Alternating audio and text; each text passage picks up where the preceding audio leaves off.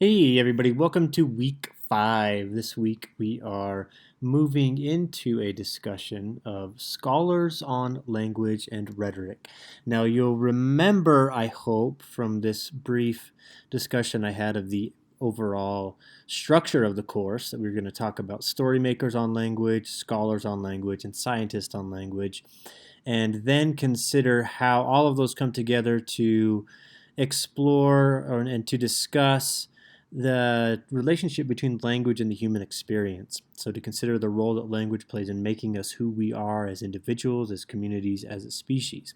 So, we've talked a fair bit about story makers on language, and we'll come back to some more of that, but we'll also now be moving into scholars on language and then some scientists as well. We'll move into that beginning next week a little bit more.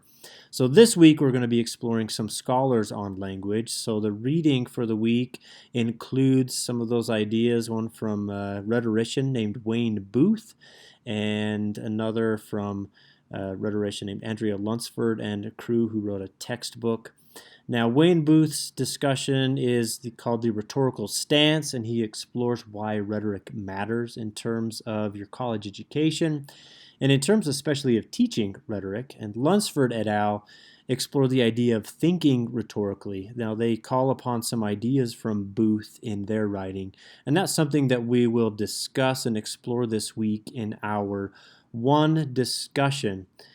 So we only have one discussion for this week. You did hear me right there. So it is a bit of a longer discussion, but you do only need to participate in one discussion this week, and it tries to pull together ideas from both Booth and Lunsford et al.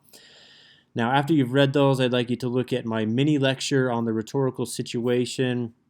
It looks something like this and explores what rhetoric is, how it functions, different components. And I would like you to look at that and consider those ideas also as you are participating in your discussion this week, which is titled Careful, Persistent, Ethical Language Use. And that will make sense once you have read both Lunsford et al. And Booth. And that really is all I've got for you right now. If you have questions about anything, please feel free to let me know. My inbox is always open.